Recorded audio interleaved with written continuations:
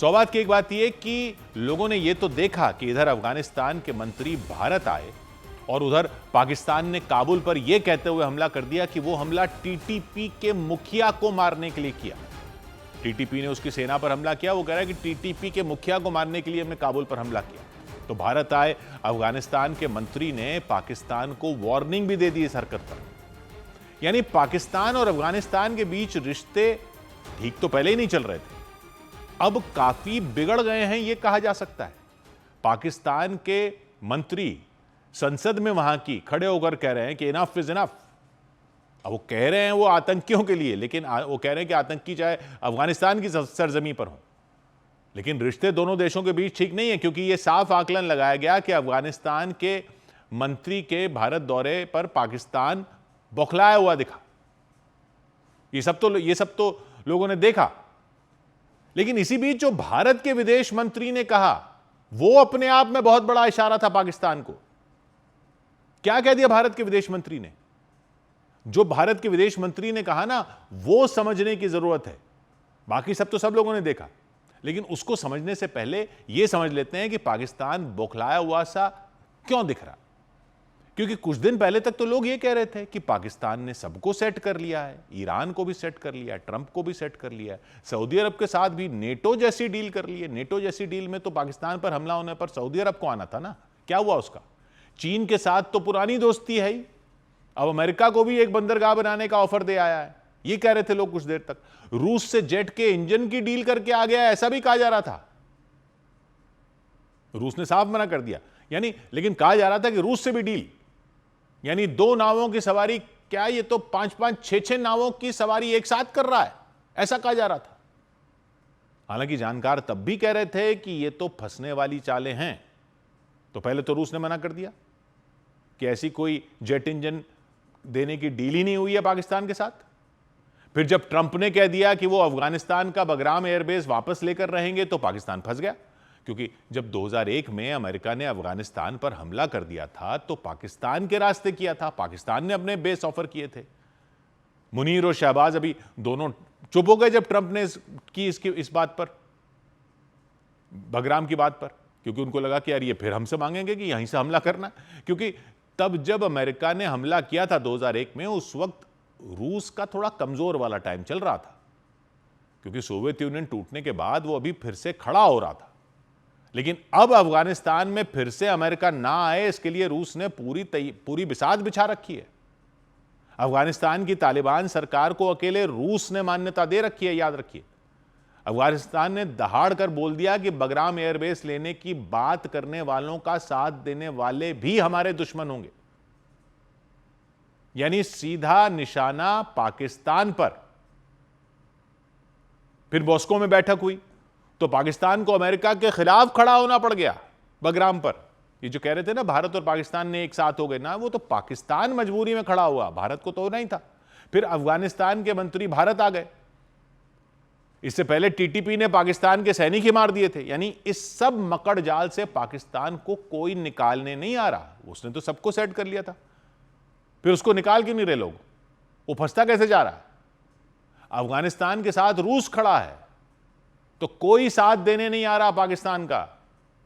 कितनी फोटो खिंचवा ले वो अमेरिका जाकर, सऊदी अरब जाकर, चीन जाकर, लेकिन अफगानिस्तान के मसले तक पर कोई पाकिस्तान के साथ नहीं खड़ा, ये दिख रहा है। ऊपर से अफगानिस्तान के मंत्री जब भारत आए तो भारत ने क्या कहा वो सुना आपने? वो बहुत अहम था। भारत के विदेश मंत्री ने बड़े आराम से एक शब्द बोला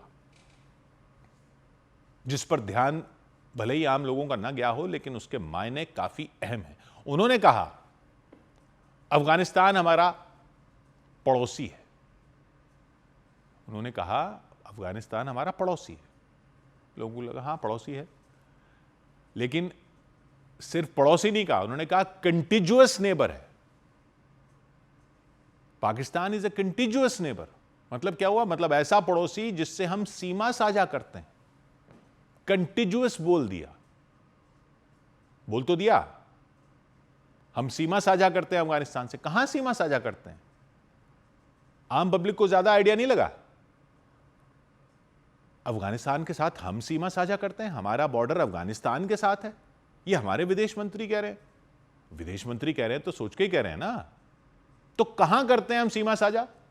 तो जरा नक्शे को ध्यान से देखिए। जम्मू कश्मीर का बॉर्डर किसके साथ है? एक तरफ पाकिस्तान, दूसरी तरफ चीन है। लेकिन और ध्यान से देखिए तो दोनों के बीच में एक 106 किलोमीटर का कश्मीर का बॉर्डर है जो अफगानिस्तान से लगता है। और यह बॉर्डर अभी कहां है? पीओके में है। और सीमा साझा करने की बात किसने की? भारत के विदेश मंत्री ने अफगानिस्तान के विदेश मंत्री के सामने। यह बॉर्डर पीओके में है, गिलगित बाल्टिस्तान की तरफ है यह बॉर्डर। समझे आप? भारत ने कह दिया कि यह हमारा बॉर्डर है अफगानिस्तान के साथ।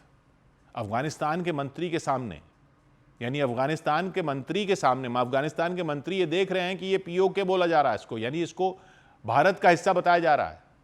पीओके पर पाकिस्तान का कब्जा अवैध है, ये साफ कर रहा भारत ये कहते हुए। ये असल में उतनी ही महीन बात है जितना महीन ये बॉर्डर का हिस्सा है, वो भी बहुत महीन है। अफगानिस्तान के इस हिस्से को कहते हैं वाखान कॉरिडोर। वाखान कॉरिडोर अफगानिस्तान का एक संकरा सा दूर दराज का इलाका है। अफगानिस्तान का नक्शा देख रहे हैं आप? अफगानिस्तान इधर है और एक पतला सा ये संकरा सा इलाका एक खिंचा हुआ है उधर।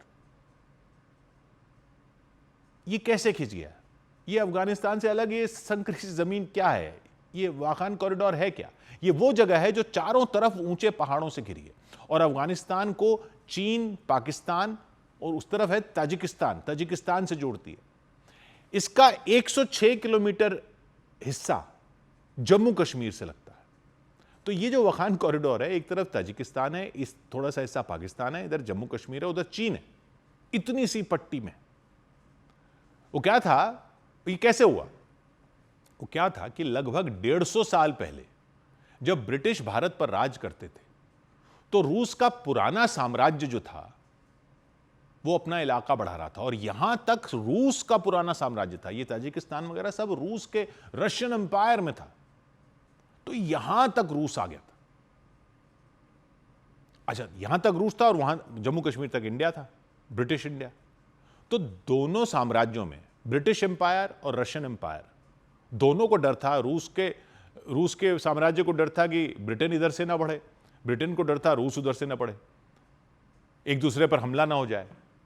ब्रिटिश एम्पायर को यह लगता था रूस के सैनिक पहाड़ों के रास्ते भारत में घुस जाएंगे, यानी ब्रिटिश इंडिया में, अंग्रेजों के इंडिया में। इसलिए उन्होंने रूस के साथ मिलकर 1873 में एक समझौता किया। इसमें उन्होंने अफगानिस्तान के इस छोटे से हिस्से को एक बफर यानी दीवार की तरह इस्तेमाल किया ताकि उन दोनों, रूस के साम्राज्य और ब्रिटिश साम्राज्य, एक दूसरे से ना लगें, एक दूसरे के साथ उनकी सीमा ना हो। इधर चीन, उधर अफगानिस्तान, बीच में ये हिस्सा अफगानिस्तान को दे दिया। मतलब ये बीच में अफगानिस्तान को दे दिया गया इलाका ताकि ये बफर रहे। यहीं से वाखान कॉरिडोर बना, एक संकरी सी जमीन का टुकड़ा जो अफगानिस्तान का हिस्सा बन गया। एक जगह तो ये सिर्फ 14 किलोमीटर चौड़ा है। मतलब जम्मू कश्मीर से 14 किलोमीटर क्रॉस करो तो ताजिकिस्तान आ जाएगा। 14 किलोमीटर कितना होता है? 14 किलोमीटर सोचिए। यहां सर्दियों में बर्फ पड़ती है, रास्ते बंद हो जाते हैं। यहां के लोग, इनको वाकी कहते हैं, किर्गिज लोग हैं, वाकी लोग हैं, इसलिए वाखान कॉरिडोर है। ये बहुत मुश्किल जिंदगी जीते हैं, बहुत मुश्किल हालात है वहां पर। पहले ये लोग व्यापार के लिए चीन और दूसरे देशों में आसानी से जाते थे, लेकिन 1949 में चीन ने अपना इस तरफ का बॉर्डर बंद कर दिया था। फिर 1970 के दशक में अफगानिस्तान में जंग छिड़ी, बहुत सारे लोग यहां से भागे।